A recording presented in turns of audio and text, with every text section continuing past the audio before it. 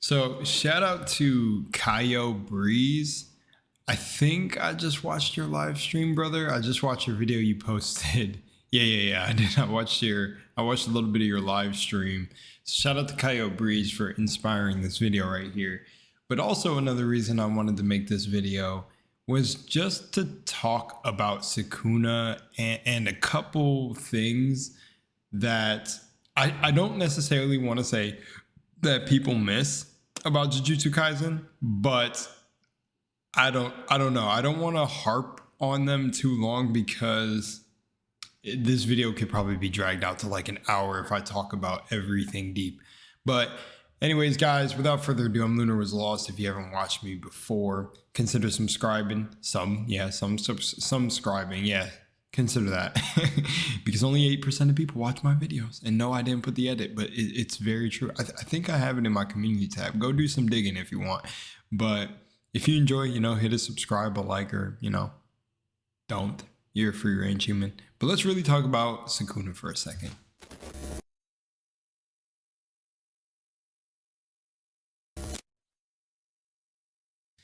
So when I did the first take of this, I kind of went off on a little bit of a ramble, but I just got finished a little bit ago. I was talking about how I was watching Kaio Breeze's video on Ryomen Sukuna's Biggest Weakness Exposed, and I watched a little bit of his live stream, and it was dope. It was dope. I've never seen this dude popped up in my algorithm. But today, he inspired a little bit of what I want to talk about today. But without further ado, let's kick off this video. And yeah. So anyways, I think I already did my intro, and that's why I'm acting all awkward in the beginning. But what I wanted to talk about was Sukuna. I genuinely think Gege is having a good time writing Sukuna, and I'm all here for it, right? One defense that I really want to use for Gege that I think people miss about art forms and things, and they get really attached to what they love and they don't learn to let go, is Sukuna reflects Gege's writing. Does that make sense? Sukuna is truly a being that love, and maybe he doesn't realize it, maybe there's going to be a reveal. His love is manifested through the respect of someone more powerful than you, acknowledging you and giving you your flowers, and then stepping on those flowers, not just joking, but giving you your flowers for being a strong person. It's not revealed yet, but that's my own little headcanon on it for how everything looks. That when, Sukuna was talking about the person that should have gave Kashimo and Gojo lectures on love, should have gave them that love. I think that's his love, but he says he doesn't rely on such an emotion like love. But I think it is his love for the battle, his love for himself, his love for wanting to do anything that he wants. I think somebody had a theory like that would be Sukuna's revelation. He would finally discover love, but I think he has discovered it with how he moves. The very love for the battle and for seeing new abilities and techniques and doing what he wants. And, it almost mirrors like Kenjaku in a sense, but he's doing what he wants. The love is in that. It's simply in that. In Breeze's video, he said that that's Sukuna's weakness is, he could just wipe everybody out, but he's keeping them alive, or he's not just completely finishing them off, and that'll be his downfall. Even if that ended up being his downfall, I don't think he'd see it as his downfall. And let's go out of that for a second and talk about Gege writing Sukuna. I think Gege is enjoying writing Sukuna and probably had this idea for a long time. And it is based around subverting expectations. I mean, what can I say? It's not even like a cope or a defense or Gege glaze. It's just serious. It's that here's the one thing I hold is if you're a creator and you're a true creator, the whole point of being a creator and being and walking your own path is being an authentic and just genuine person, but for the sake of you, not for the sake of anyone else. And we don't know what goes on in Gege's mind, but I really would hope that he doesn't fall to the pressure of people who are upset about Gojo. And I think maybe a lot of the cope has ended, but it's resurfaced with Gojo's eye getting released. But I really hope he wouldn't revive him just because of, like, I'm sure he's gotten death threats from the whole thing and Gojo getting off screen, but that's what keeps everybody so engaged in the story. Like, I feel like people don't use that enough for how well written the story is. Yes, are there some aspects you could actually pull out and pick out if you maybe write stories yourself or whatever, but I feel like a lot of that stuff is subjective because writing is an art form. I'm sure there's a lot of people who think Shakespeare was completely ass, but I mean, the man is a legend and he made a name for himself. And I feel like this is similar things with almost everything in existence, but especially when it comes to artists or creatives, it's like, it's really hard to gauge what you can call bad. And I've definitely come encounter with this with dancing and with dancers, and especially when TikTok blew up for, dancing and like TikTok dancers and TikTok moves. I would hear both sides. People say that TikTok dancers aren't actually dancers. And then there were some TikTok stars that even had to prove that they were in years of dance or felt obligated to. And it's just a little bit sad. It's like, I'm bringing up this point to say, like, I think a lot of people who are saying Gege is not writing a good story don't actually write stories themselves. And if you're saying you personally don't like the story, just say that then. But I feel like there's a lot of BS online of people talking. And then even when it comes to power scaling and shit too, you gotta give me a break. This is why I made my videos anime fans are toxic and manga fans. But that's just because I'm observing one side of it. But you guys gotta understand, every perspective is allowed to exist on Earth. This is what the plane's for. But when I think about Sukuna, I really think it reflects Gege's. I think the more he leans into Sukuna, he's proving to the reader he's doing what he wants, just as Sukuna feels he's doing. Like, if Gege's writing amazing characters, right? I feel like, okay, with art is meant to invoke an emotion, or evoke an emotion within you. I like invoke too, but evoke an emotion in you, if that's the right word. And if art can do that, if it can make you feel, it means it's done its job, at least in my opinion, right?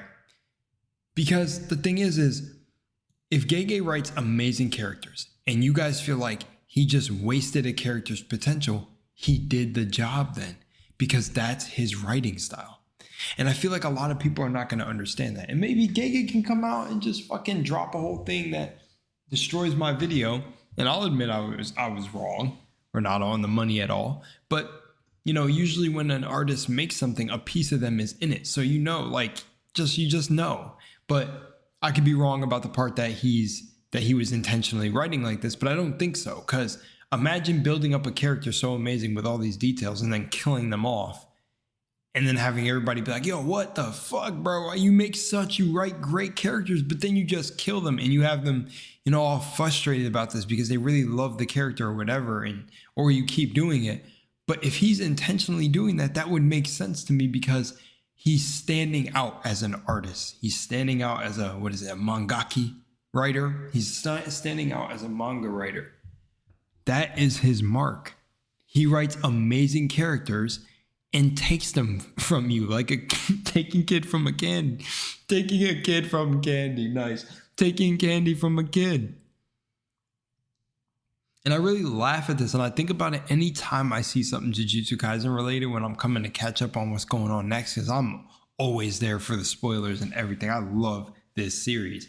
I always see people, have some sort of complaint about the story. And I'm not saying complaints and everything can't exist. Do your thing, have fun, debate, argue, power skill, whatever. I'm not joining that shit.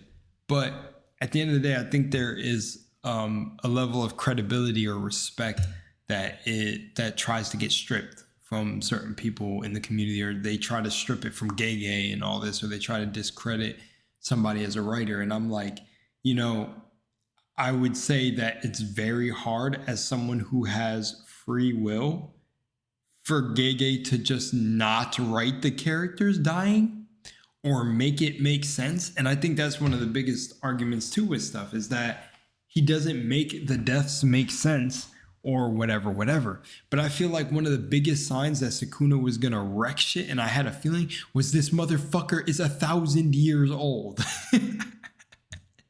like if everyone wants to say like age doesn't matter and all that, but or like age and, you know, wisdom and you know what they say, young and stupid or all that bullshit that I think, then what's the thing about an old soul, right? Because Gojo wasn't necessarily called an old soul, but I bet somebody who in the series who was called an old soul would probably stack up better against Sukuna than Gojo did, right? Because when you see Gojo's character and him, they gave Gege gave us the whole backstory with him in Ghetto. It's like you've seen how they were growing up and everything. It didn't really look like Gojo had sense of like a spirit, but you know, having the 6 eyes would give you like a spiritual sense. But you know, but I'm talking about like that past life, ponders about reincarnation and the meaning of life. He said his awakening came through Toji, really understanding curse energy and the meaning of everything. But you know, that's not his whole being, right? And I knew when it was said that Sukuna is 1,000 years old, and I knew, well, the Han era. I think this dude is 1,000, right? I forget the numbers.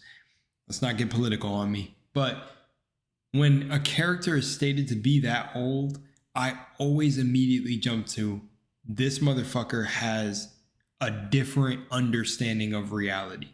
Even when it was stated that his domain expansion was a truly divine technique, I was like, bro, at any point did Gojo get any of that explanation? No, but he came damn near close with his imaginary mass and everything in his red pill, blue pill ability, matrix, imagination, space, black hole, void. Like, yes, he was very highly in tune with reality to a degree, but I think Sukuna was just on a different level. And that's why I made a video talking about Sukuna's mindset was just built different. I think he understands existence in a completely different way. And that's why the Black Flash came out when he fought Maki, because Maki's existence like truly rivals their reality and what set the rules of their reality, right? And Sukuna to some degree is deep on that aspect. I mean, Sukuna is deep in general, so I don't, people trying to discredit this character and everything or just all that, it's just not another overpowered shonen villain that's talking or playing with his food too much. I think he's genuinely just playing with his food and not getting serious, which I agree with that he is, and he could have beat people way faster. But I truly think his version of love, even though he says love was useless and it should have been taught to Gojo and Kashimo, is his true love comes from the battle. It comes from being entertained, excitement, and that he's really just hanging around to die. That's why, from my perspective, it's hard to say that a character will realize their downfall in their final moments when they're looking for the downfall. Like they're expecting the downfall. Like I take Sukuna as one of those people that has nothing to lose, and that's why he sacrifices himself, makes binding vows and all that, because it's like this dude is truly here for the fight, pushing the limits and adapting his mind, hence the black box. You know, we didn't get any other character in the series that talked about Fuga or opening a black box, but I think they all have it to some capacity, and Sukuna is trying to bring it out of them. Also, i.e. the example is Higuruma. When he fought Higuruma. Higuruma is, yeah, the right one, is the lawyer dude. I like Higuruma. And forcing him into, like, basically alchemizing his mind. And I'm using my own terms from spirituality and shit that I've learned over the years and what I do in real life, but he made him he basically put him in an environment where he forced him to change, where he had to adapt, which Sukuna is with the king of adapting, man. And then Maharaga was just his little baby brother. But there's this underlying tone of the series, and I don't think it's really underlying, that is about adaptability. And I want to do my own headcanon, but what if Gege was trying to teach that to the reader? To adapt to situations that are less than favorable, What if Sukuna, like, I'm not thinking, I don't know, really, I'm torn because of how I see things starting to happen that Sukuna is going to win or at least get very close to winning with a lot more people dying. I don't know. I'm hoping Gege doesn't flip the tone due to other people. But what I'm going to tell you is I think Gege was trying to display and is trying to display at least one of the things that you could take from the series is that things will happen, right? And to a degree, you do have the ability. You have free will here to do what you want, man. You could just stop paying rent and try to go live in the forest. You probably someone that may not be paying rent right now. You could just, I don't know, tip over a chair in your living room, flip your mattress off your bed. You have free will. Sukuna is truly doing what he wants. You can truly do what you want, but there's a reality set up here. That may be, will feed you consequences if you do things that are outside of the balance of the laws and stuff placed here. But you can still essentially do what you want within reason and not treading on others. Yeah, you get my point. But I think Gege is showing you that sometimes less than favorable things happen. You come into a powerful person, and if you're not that powerful person yourself, well, it better be time to adapt or you're going to get walked over. I think that's one of the themes. I also think the whole theme of adapting, this is always attached to humans. I've seen people put it in RPG games where if you select human as a race, it's like, not too powerful of a race of creatures, but the thing is that they always overcome and adapt and survive. And it's like, I think that's a testament to what Sukuna is the embodiment of, but he doesn't care about the humanity part. He let that go, but showing that people have this ability to adapt. Because like the little bits and pieces we got about Sukuna, that he was like an unwanted child and all this. I mean, well, this motherfucker rose to this power. And that, even when he had the conversation with Jogo, I think it shows this man does have a heart, but it's not in the way many people think, because their view or perspective on Sukuna is going to be clouded and blocked by their own personal judgments and views on reality outside of Jujutsu Kaisen. But I genuinely think Sukuna sees love in a different way, and he doesn't call it love. But everything he's been doing here is love. So what if his biggest downfall was love? And he's not finishing everybody off, not just because he's not taking anybody serious or that he just loves to fight or, he's just in it for the love of the fight, but it's genuinely this is just his mindset. He's keeping them alive because, yes, if we're going to say Sukuna's smart, he's a tactician, he's got battle IQ, then of course this motherfucker knows right now that he could just wipe half of them out and he doesn't have to be toying with them or trying to teach them new things even when he kills them. But think about the thoughts on reincarnation and things like that. What if Sukuna has this deeper level and understanding of it, since people want to say Gojo's coming back anyways, that what he's trying to teach Higuruma and all of them this stuff for is for their next life. Or imagine that, like, because why would he go through the effort of telling Higuruma, yo, you better learn RCT right now, or all this, or having this sort of love, but it's a real tough love, a real murderous love, but then, proceeding to kill them or really giving them that window to learn and to see how strong their brain is. I just think there's deeper aspects that Gege doesn't want to actually give you right away, or may not give at all, and allow you to have it open, just allow it to be open for speculation. But a lot of people don't see that because they're clouded by certain things. And yeah, I will end the video here because I knew it was going to get pretty long. I even said this when I shot the first take, that, man, this could stretch for an hour, but I could really talk about this forever because I think there's a lot to Gege's writing that we're missing, and people are missing when they just want to write it off as bad writing.